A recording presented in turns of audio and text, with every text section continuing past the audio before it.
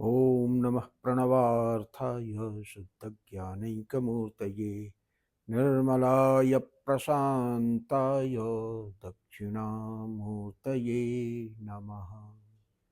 चिद्घनाय महेशाय वटमूलनिवासिने सच्चिदानन्दरूपाय दक्षिणामूर्तये नमः। ईश्वरो गुरुरात्मेति मूर्तिभेदविभागिने व्योमवद्व्याप्तदेहाय दक्षिणामूर्तये नमः। ओम नमः श्री गुरुवे शिवाय। ओम नमः श्री परदेवताये। So friends, Vande Mataram. गीता जयंती के उपलक्ष्य में गीता जी पर चर्चा का जो क्रम प्रारंभ किया गया था, संभवतः ये उसकी 15वीं कड़ी होगी। और इसके पहले 14वीं कड़ी में हम लोग ये चर्चा कर रहे थे कि अंतिम जो दोष है वो है मोह, अभिनिवेश, रागद्वेष और अस्मिता। ये 3 दोषों पे हम लोग चर्चा कर चुके थे। इनके निवारण के बारे में भी चर्चा हुई थी। जो चौथा और आखिरी दोष था वो है मोह। तो इस पे चर्चा हो रही थी और इसके निवारण के बारे में चर्चा हो रही थी। उसी कड़ी को हम लोग आगे जरा सा देखने की कोशिश करेंगे कि गीता जी में इसके बारे में क्या कुछ कहा गया है। बड़ी महत्वपूर्ण बात है, शायद इस पे चर्चा भी हुई थी कि तुलसीदास जी ने कहा था कि मोह सकल व्याधिन कर मूला। तो ये सभी व्याधियों का, समस्त दोषों का मूल कारण मोह है। मोह का मतलब ममता, अहमता और माया के जो 2 प्रमुख अस्त्र हैं वो है मैं और मोर, है ना। जेहि बस कीन्हे जीव निकाया। तुलसीदास जी ने बहुत सरल शब्दों में बहुत बड़ी बात कहा है। शायद इसे एक लाइन की व्याख्या में एक पुस्तक लिखी जा सकती है कि जेहि बस कीन्हे जीव निकाया, मैं और मोर तोर तय माया। माने मैं और मोर, मैं और मेरा, इन 2 बंधनों को अगर काट सको तो माया को तुम नाप दोगे वहीं पे। आपके लिए फिर जो है प्रभावकारी नहीं रहेगी। और ये मैं और मोर, ये मोह के कारण होता है। तो माया का सबसे प्रबल अस्त्र ये मैं और मोर है। इसी को काटने की बात है। मैं और मोर क्यों होता है? मोह के कारण होता है। मोह क्यों है? अज्ञान के कारण है। थोड़ा सा इसको समझ लेने की बात है। अज्ञान का मतलब स्वरूप का अज्ञान।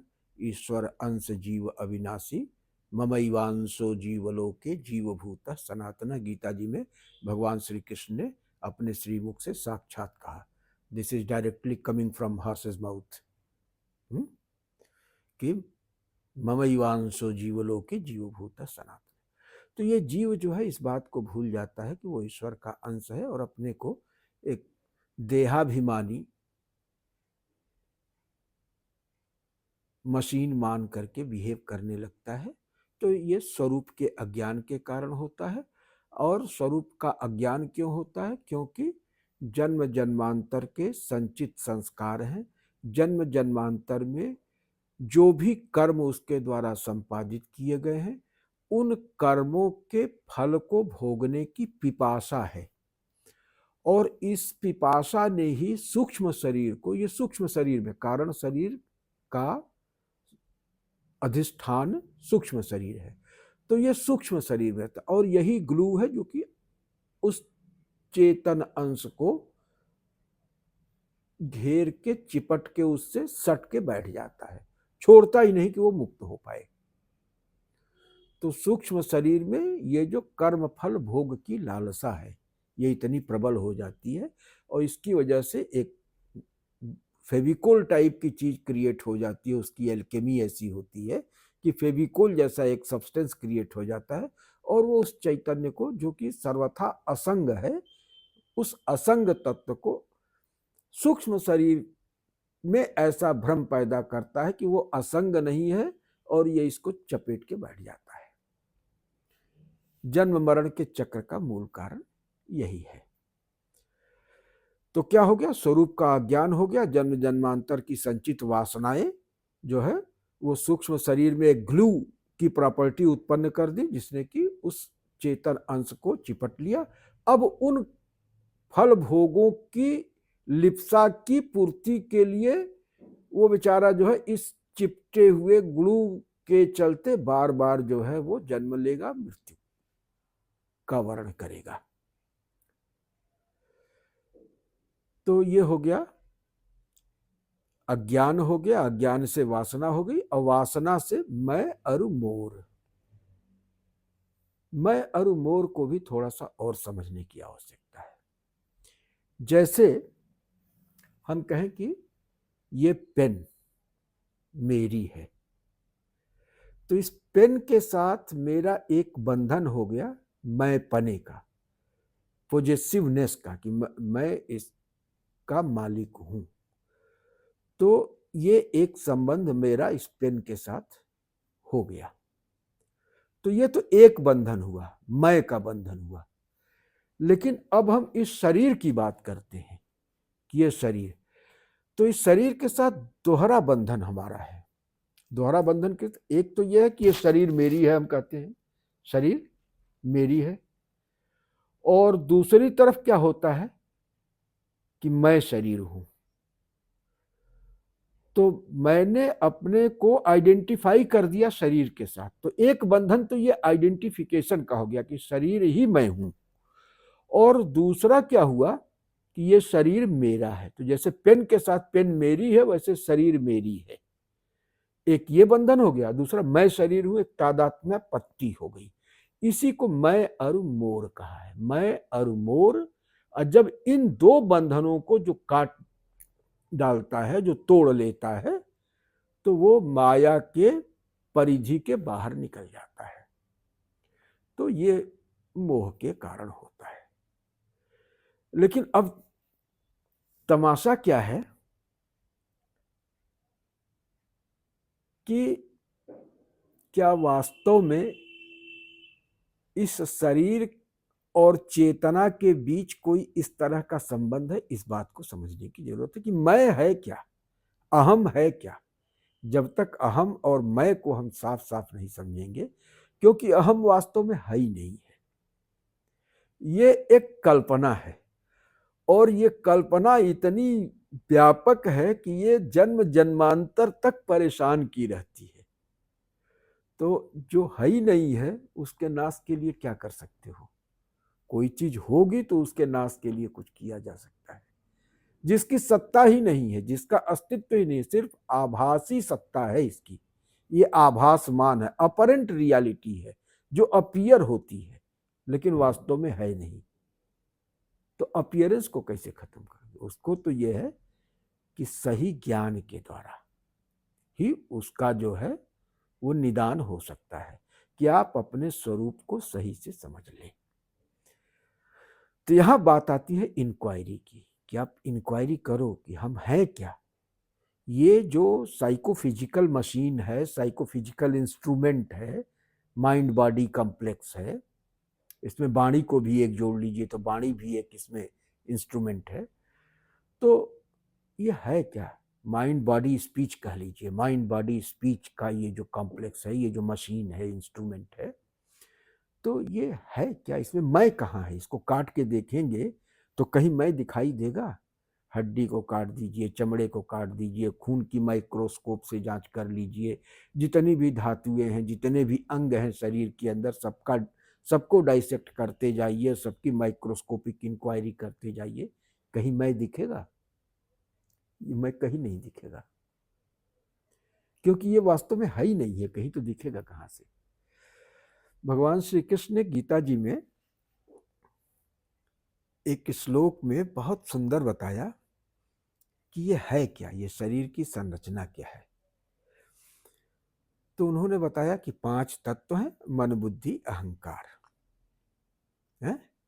और उसमें जो है एक श्लोक इस तरह से है कि भूमि रापो नलो वायु खम मनो बुद्धि एव च।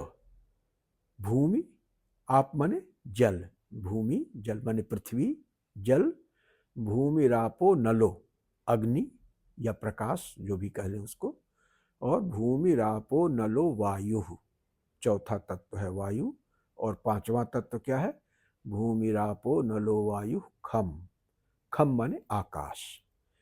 तो भूमि रापो नलो वायु खम, ये तो पंच तत्व हो गए।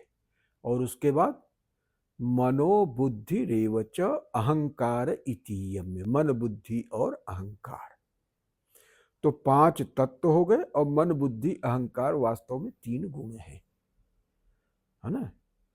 क्योंकि जब प्रकृति साम्यावस्था में होती है तो उसमें कुछ नहीं है, और जब सत्व प्रधान होगी तो वो बुद्धि तत्व हो जाएगा। जब वही अहम प्रधान होगी तो अहंकार हो, जब तम प्रधान होगी तो अहंकार हो जाएगा। सत्व प्रधान हुई तो बुद्धि हो गई, रज प्रधान हो गया तो वो चित्त हो गया, क्योंकि चित्त चंचल रहता है हमेशा, तो वो चित्त हो गया, उसी की संज्ञा चित्त हो गई।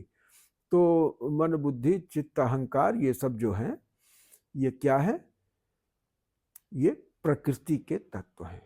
और ये जो पंच तत्व हैं, पंच महाभूत, ये भी प्रकृति समुद्भूत हैं। और शरीर की रचना इन्हीं से हुई है, 5 तत्व और 3 गुण। ये शरीर में 5 तत्व आके सप्त धातु बन जाते हैं। सप्त धातु में त्वचा, सबसे बाहर से शुरू करेंगे त्वचा, उसके बाद रक्त, उसके बाद मांस, उसके बाद मेद, मेद के बाद अस्थि, अस्थि के बाद मज्जा, और मज्जा के बाद शुक्र। ये 5 धातुएं जो है, पंच महाभूत जो है सप्त धातु का निर्माण करते हैं शरीर में। और मन बुद्धि अहंकार यही जो है ये 3 गुणों के योग से बनता है। तो 3 गुण जब 5 तत्वों में मिल जाते हैं तो 3 गुण और 5 तत्व, तो 5 तत्व के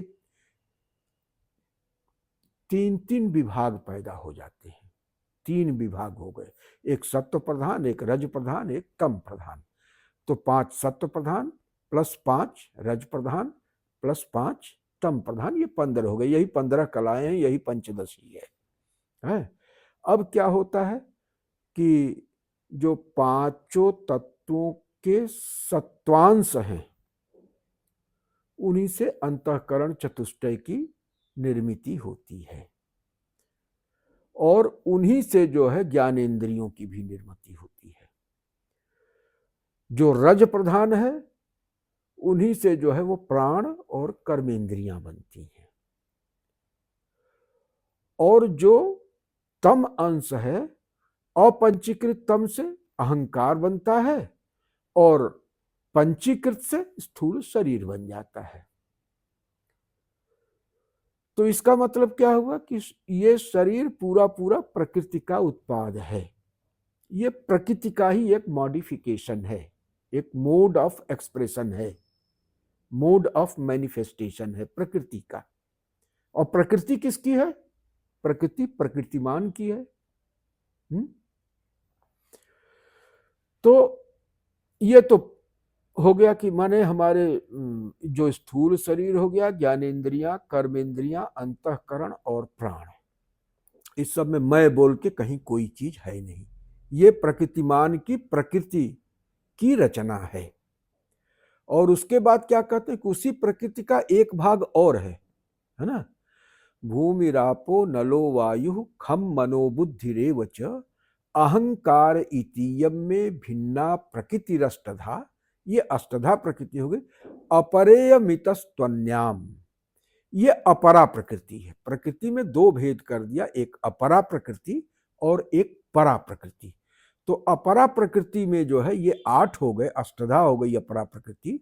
और जो परा प्रकृति है तो वो क्या करती है? जीव भूताम महाबाहो यएदम धार्यते जगत, वो जीव बन के इसके अंदर प्रवेश करती है और इसके साथ आइडेंटिफाई होके इस इंस्ट्रूमेंट का इस्तेमाल करती है, यूज करती है। वो निमित्त कारण है, वो चेतना शक्ति है। ये षोडशी कला है। 15 कला तो वहां पे हो गई, ये षोडशी कला है। पंचदशी के बाद षोडशी होती है, अषोडशी के बाद महाषोडशी होती है।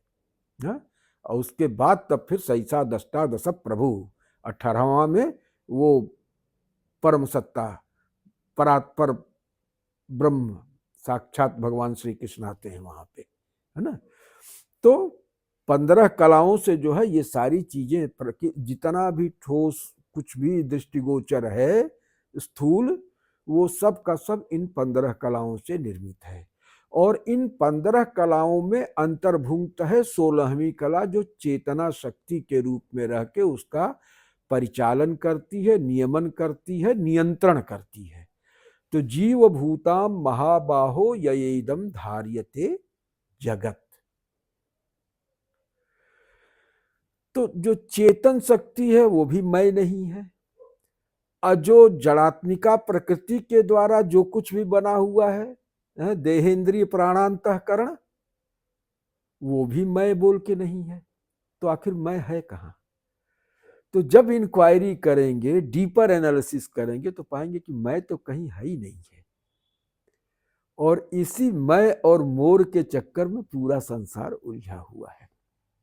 वास्तविकता क्या है कि ये पूरा का पूरा जो साइकोफिजिकल मशीन है वो प्रकृति ने बनाया हुआ है। और इसमें चेतना का संचार जो है वो कौन कर रहा है? चेतना का संचार उस परम चैतन्य का एक अंश, उसकी छाया इसमें पड़ रही है।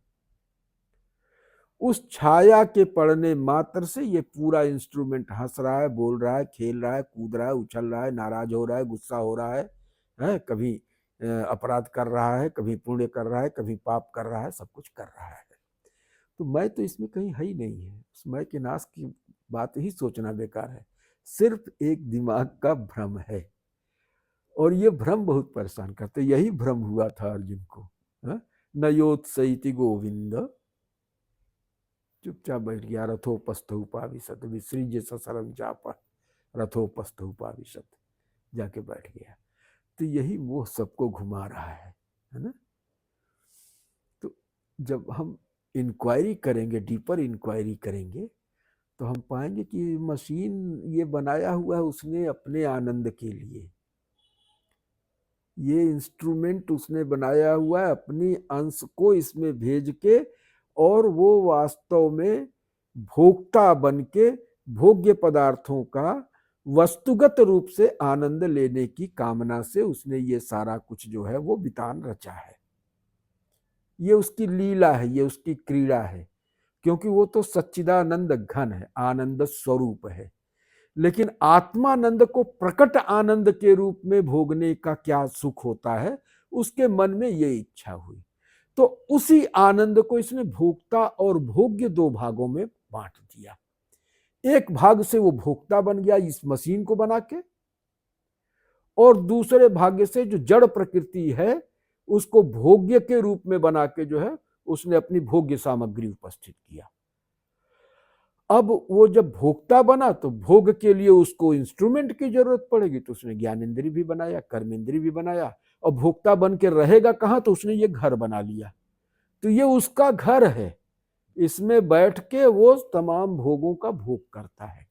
और जब इस भाव से आप कोई भी भोग करेंगे, कोई भी कर्म करेंगे, तो उस कर्म के साथ न तो आसक्त होंगे, न उस कर्म के फल के साथ आसक्त होंगे, और न तो कर्म फल आपको बांध पाएगा। तो यह दृष्टि होना आवश्यक है कि you are mere instrument in the hands of divine. और ये इंस्ट्रूमेंट उसने क्यों बनाया? क्योंकि वो साक्षात आनंद घन है।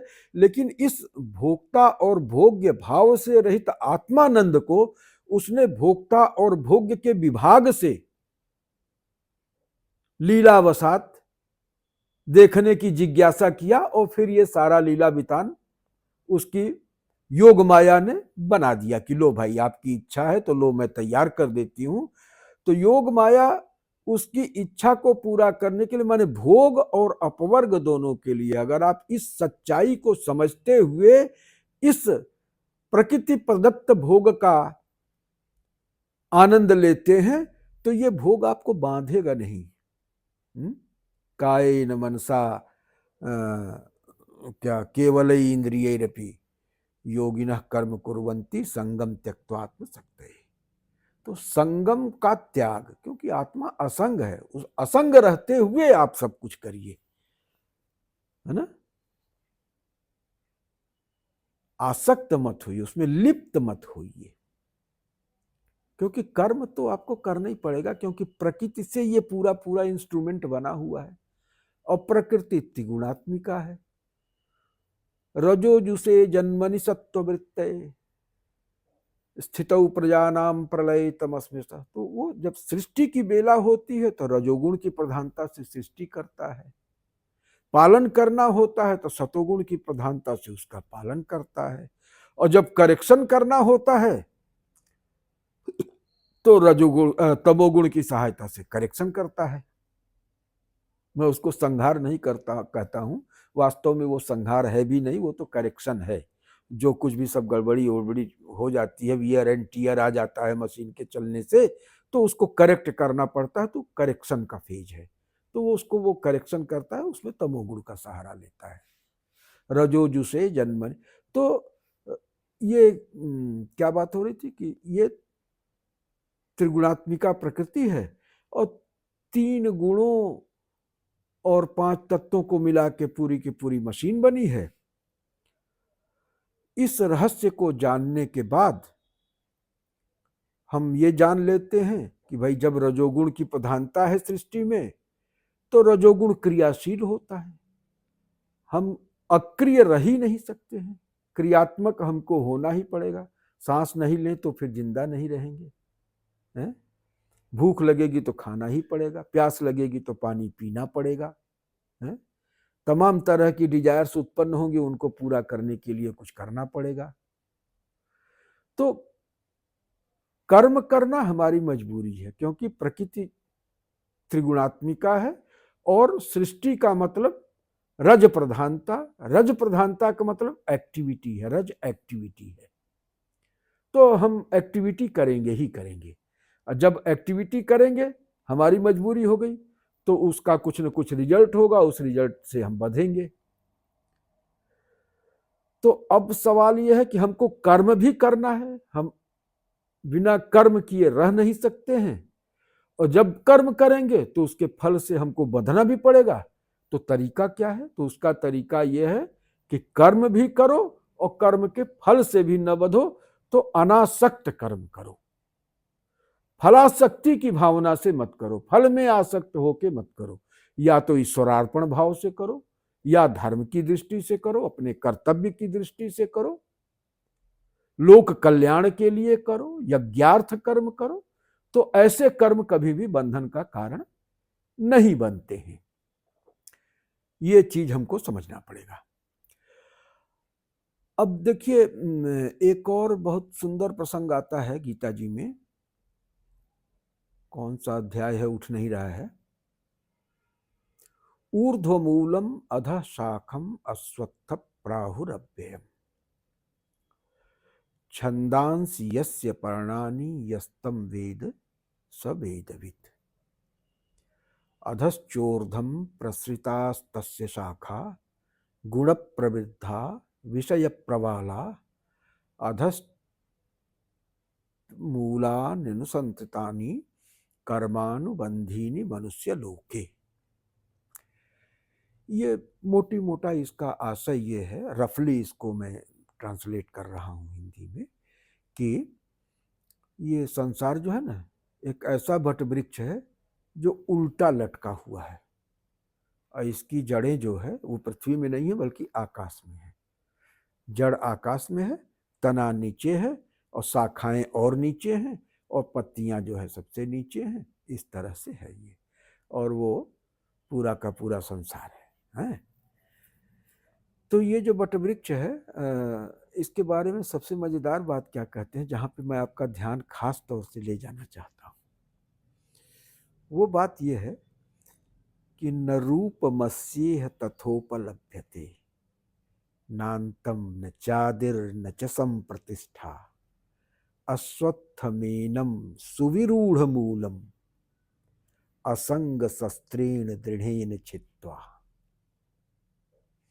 तो ये अश्वत्थ वृक्ष ऐसा है ना कि ये इसका न आदि है न इसका अंत है, नान्तम न चादिर, तो अनंत तो ब्रह्म है ना, एक ही है, इन्फिनिटी एक ही होगा, इन्फिनिटी कहीं नहीं होगा। तो इसमें विशेषता क्या है, नान्तम न चादिर न च संप्रतिष्ठा, इसका कोई आधार भी नहीं है, इसकी कोई प्रतिष्ठा भी नहीं है, माने अप्रतिष्ठ है। कहने का मतलब क्या हुआ, सस सिंह आकाश कुसुम बंध्या पुत्र, बंध्या पुत्रवत आकाश कुसुमवत, खरगोश की सींग की तरह ये है संसार। माने जिसकी वास्तव में कोई सत्ता नहीं है, सिर्फ शब्दों में ये जो है उपलब्ध है। तो नान्तम न चादिर न च संप्रतिष्ठा, अश्वत्थमेनम सुविरूढ़ मूलम। ये देखिए, प्रतिष्ठा भी नहीं है लेकिन सुविरूढ़ मूलम, क्योंकि हमारी मति में, इस खोपड़ी में ये इतना मजबूती से जड़ जमाए हुए है, इसकी जड़ हमारी खोपड़िया में है और कहीं नहीं है। ये भ्रम जो है ना, ये क्या होता है, भ्रम का अस्तित्व कहाँ है, हमारे चेतना में है, वास्तव में तो है नहीं। वास्तव में होता तब वो भ्रम क्यों होता, तब तो वो रियलिटी हो जाता है ना। तो अश्वत्थमेनम सुविरूढ़ मूलम असंग शस्त्रेण दृढ़ेन छित्त्वा, नान्तम न चादिर न च संप्रतिष्ठा, अश्वत्थमेनम सुविरूढ़ मूलम। देखिए, नान्तम न चादिर न च संप्रतिष्ठा, तो एक तरफ तो उसकी प्रतिष्ठा भी नहीं है लेकिन सुविरूढ़ मूलम भी है। यही खेल है माया का कि दिमाग में हमारे इतना जबरदस्त इसने जड़ जमा लिया है, तो इस जड़ को काटेंगे कैसे। तो वो भगवान ने जो है कहा असंग शस्त्रेण, असंगत्वम निर्ममत्वम, निर्ममो निरहंकारो। निर्मम का मतलब क्या, क्रूर नहीं, ममता रहित होकर के, ममत्व नहीं है, उसके साथ कोई तादात्म्यापत्ति नहीं है हमारी। अश्वत्थमेनम सुविरूढ़ मूलम असंग शस्त्रेण दृढ़ेन छित्त्वा। तो इस जो वासना है, जन्म जन्मांतर की संचित वासनाएं हैं, जो क्या कहते हैं उसको, एक्यूमुलेटेड कार्मिक इंप्रेशंस हैं, इन इंप्रेशंस को हमको नष्ट करना। ये इंप्रेशंस ही जो है वो हमारे दृष्टि के बाधक बने हुए हैं, स्वरूप को आवृत करके ये संचित कर्म फल ही जो है हमारे स्वरूप को आवृत कर रहे हैं। अज्ञान यहीं पे है, इसी का नाश करना है। जब हम इस चीज को जान जाएंगे कि वास्तव में तो ये कुछ है ही नहीं है, हमारा कर्म फल से क्या लेना देना, आत्मा तो असंग है, फिर कर्म करते समय भी कर्तापन नहीं होगा। और जब कर्तापन नहीं होगा तो कर्म के फल का भोक्तापन भी नहीं हो पाएगा। कर्म किया, बात खत्म। हाँ? कर्मणि अभि प्रयुक्तोपि नैव किंचित करोति, सह कुछ इस तरह से करके आया है। हाँ? तो कर्म करते हुए भी अकर्म, इसी को कर्मणि अकर्म कहा गया। कर्मणि अकर्म यह पश्येत, अकर्मणि च कर्म यह, सबुद्धिमान मनुष्येषु सयुक्तः स सुखी नरः। तो कर्म में अकर्म, अकर्म में कर्म, ये कर्म का रहस्य है। और ये बड़ा इंटरेस्टिंग कर्म की चर्चा बहुत व्यापक है गीता जी में, और इस पे हम लोग चर्चा करेंगे अभी, है ना। ऐसा नहीं कि ये कर्म को ही तो समझना है वास्तव में, वास्तव में हम लोगों को कर्म को ही समझना है। तो आज हम यहीं पे अपनी वाणी को विराम देते हैं और अगले एपिसोड में हम लोग कर्म के बारे में थोड़ा और चर्चा करेंगे, खास तौर से निष्काम कर्म, है ना, असंग कर्म। हाँ, वो क्या चीज होती है, उस पर थोड़ा सा और चर्चा करेंगे। ये बहुत आनंददायक चर्चा है और सही कहिए तो गीता जी का क्रक्स यही है, इसी में सब कुछ आ जाता है। तो इस पे हम लोग चर्चा करेंगे अभी इन्हीं शब्दों के साथ। ओम पूर्णमदः पूर्णमिदं पूर्णात् पूर्णमुदच्यते पूर्णस्य पूर्णमादाय पूर्णमेवावशिष्यते। ओम शांति शांति शांति। हरि